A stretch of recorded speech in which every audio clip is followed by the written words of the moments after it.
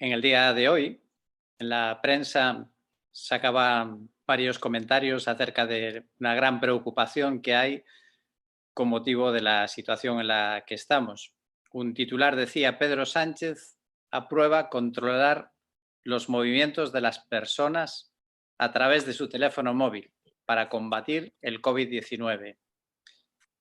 Es verdad que los móviles permitirían la geolocalización, es decir, localizar, saber exactamente dónde estamos cada uno de nosotros, saber a dónde vamos, saber con quién incluso nos relacionamos. Y el gobierno se está debatiendo estos días hasta dónde se podría obligar a todos los ciudadanos a someternos a ese tipo de control al finalizar o empezar el proceso para finalizar el confinamiento. El argumento más poderoso que utilizan es el éxito de esta medida en Corea del Sur. Y con esa medida podrían aislar a las personas enfermas y permitir que circulasen en libertad pues todas las personas sanas que no tengan el virus. Según la Comisión Europea, dicen que aquí, en Europa, pues no se trataría de llegar hasta ese mismo extremo, ¿verdad?, que tuvieron allá en China o en Corea, y dicen que garantizarían que sería algo totalmente anónimo, pero sin duda nos trae cierta preocupación. Es interesante que el invento no es de ahora. Encontré que ya en el año 2015 un par de universidades de Estados Unidos ya habían pensado en esta idea de poder controlar las epidemias a través de los móviles, y de hecho hicieron un experimento en Kenia y realmente tuvo éxito el experimento. Entonces el debate, la preocupación es dónde está el equilibrio entre la seguridad y la libertad. ¿Cómo podemos tener seguridad sin perder la libertad? ¿O hasta dónde queremos sacrificar nuestra libertad por tener seguridad? ¿Hasta dónde estamos dispuestos a llegar? ¿Y qué consecuencias podría traer esto a largo plazo? La verdad es que las autoridades nos están asegurando que sería algo anónimo, pero la historia también nos enseña que muchos grandes inventos que al final pues fueron descubrimientos muchas veces casuales y que tenían un uso bueno, se convirtieron luego en armas que se usaron para otros intereses nada positivos. Un ejemplo, quizá el más famoso, es el de la dinamita, de donde vinieron todos los premios Nobel, porque este hombre, el que descubrió el poder de la dinamita y que empezó a ser usado para algo bueno, como es la minería y el trabajo en las canteras, pues pronto fue usado para la guerra. Y la verdad es que él se sintió mal porque con la dinamita había causado tantas muertes. Bueno, nosotros como creyentes y teniendo la Biblia, la palabra de Dios, tenemos también las profecías, ¿no?, donde nos hablan de un futuro. El futuro, yo no voy a decir si es cercano o todavía lejano. Eso no lo sabemos y Dios no lo ha dicho cuándo va a ocurrir. Pero sí sabemos de algunas cosas que ocurrirán en algún momento en la historia de nuestro mundo, y que nuestro mundo pues se dirige hacia una dictadura, un gobierno mundial, y esa dictadura será incluso aplaudida y aceptada porque será a cambio de la seguridad. Es decir, que la gente, con tal de que le garanticen seguridad, estará dispuesto a un gobierno fuerte, que es el único que va a poder garantizar esa seguridad. El problema de este gobierno del futuro pues es que tendrá implicaciones religiosas, porque llegarán incluso a prohibir la libertad de culto. Y es algo fácil de entender, porque nuestro mundo cada vez es más antirreligioso y la gente pues verá bien incluso que se prohíban las religiones o que se persigan a las religiones que la gente cree y dice muchas veces que son las causantes de muchos males en el mundo. Pero la gran cuestión de todo esto es, y la gran pregunta es, ¿quién nos va a vigilar y quién nos va a controlar? Y sabemos que el corazón humano, mi corazón también, el de todos los humanos, es un corazón ambivalente, que tenemos como dos caras, ¿verdad? Por un lado, tenemos el deseo de controlar, a todos nos gusta controlar, pero también rechazamos ser controlados. Queremos controlar, pero rechazamos ser controlados. ¿Queremos que controlen otros mi vida? No, la quiero controlar yo. Pero nos gusta también controlar. Y por eso en estos días hay voces de personas que no son, pueden ser creyentes o no, que rechazan esta idea del control de nuestra sociedad por el medio de los móviles, aunque sea con esa excusa de protegernos y de nuestra seguridad. En el fondo, creo que esta misma ambivalencia y este mismo deseo de controlar y de no ser controlado, pues nace desde los albores de la humanidad, cuando mismo nuestros primeros padres decidieron que ellos también querían convertirse en dioses en lugar de estar sometidos a Dios.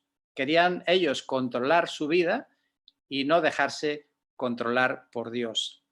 El problema del humano, de los seres humanos, es que tenemos un problema en nuestro corazón y que nuestro corazón, nuestra capacidad, por un lado es limitada, no es la capacidad que tiene Dios, y por otro lado nuestro corazón está corrompido y a veces las intenciones no son tan buenas como pensamos.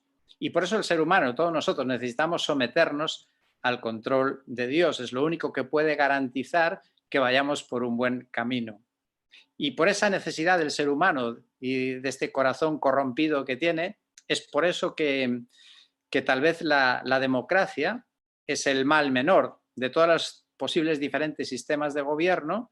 La democracia sea el menos malo porque se somete a control al gobierno, porque todos necesitamos ser controlados, porque si no, y la vida lo demuestra, pues con el tiempo todos nos desmadramos, ¿verdad? Y lo único realmente que puede traer seguridad es someterse al control de Dios, una seguridad que no sea nunca usada para mal, que ese control siempre va a ser para bien.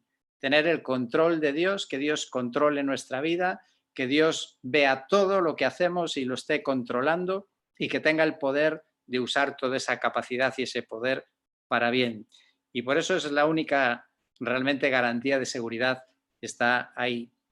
La tecnología seguramente está permitiendo al ser humano, hoy más que nunca, el acercarse a ese ser Dios, lo que quisieron los primeros padres, ser como Dios, ¿no? Fue la tentación, poder ser como Dios. Pues hoy la tecnología permite al ser humano cada vez ser más Dios, porque al final lo que descubren todos estos inventos fantásticos, para Dios no es nada nuevo, porque Dios ya lo ve todo, Dios lo controla todo. Lo único que hacemos es descubrir lo que Dios ya sabía de siempre, ver todas las cosas, poder controlar todo y gracias a ello, pues poder proporcionarnos cierta seguridad.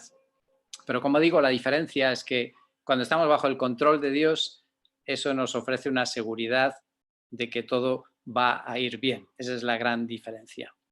Y frente a toda esta situación y a la conclusión a la que quiero llegar antes de que nos dediquemos a orar, frente a esta situación que tenemos en este momento, donde hay muchos temores que generan ansiedad y anhelamos seguridad, y frente a los temores aún de lo que pueda venir, que no lo sabemos lo que va a venir, pues a mí por lo menos me resulta muy consoladora una de las oraciones del rey David.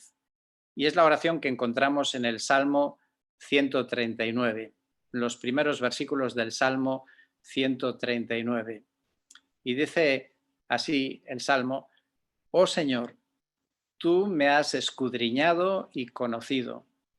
Tú conoces mi sentarme y mi levantarme. Desde lejos comprendes mis pensamientos. Tú escudriñas mi senda y mi descanso y conoces bien todos mis caminos. Aún antes de que haya palabra en mi boca, he aquí, oh Señor, tú ya la sabes toda. Por detrás y por delante me has cercado y tu mano pusiste sobre mí. Tal conocimiento es demasiado maravilloso para mí, es muy elevado, no lo puedo alcanzar. Y quiero quedarme con algunas frases que pueden resumir este pasaje. La primera es que el Señor me conoce, el Señor te conoce. Y no nos conoce como un número.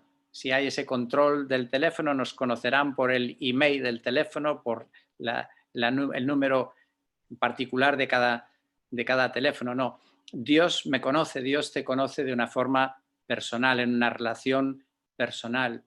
Y Dios conoce mis virtudes, también mis defectos. Él lo puede ver exactamente todo. También conoce mis necesidades. La segunda cosa que me dice el pasaje es que el Señor no solamente me conoce, sino que también sabe bien dónde estoy y por dónde voy, por dónde ando. Conoce los peligros que me pueden rodear. Conoce incluso los virus que están por ahí. Por cierto, virus que Dios mismo creó también, porque los virus en general no son malos. Los virus son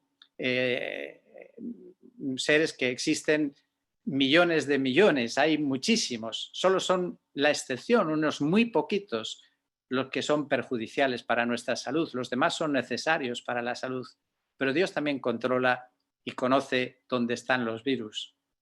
Y la tercera cosa que me dice el Salmo es que el Señor también comprende mis pensamientos.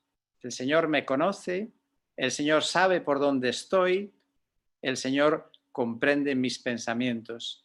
Pensamientos a veces buenos, otras veces no tan buenos, malos, temores, preocupaciones.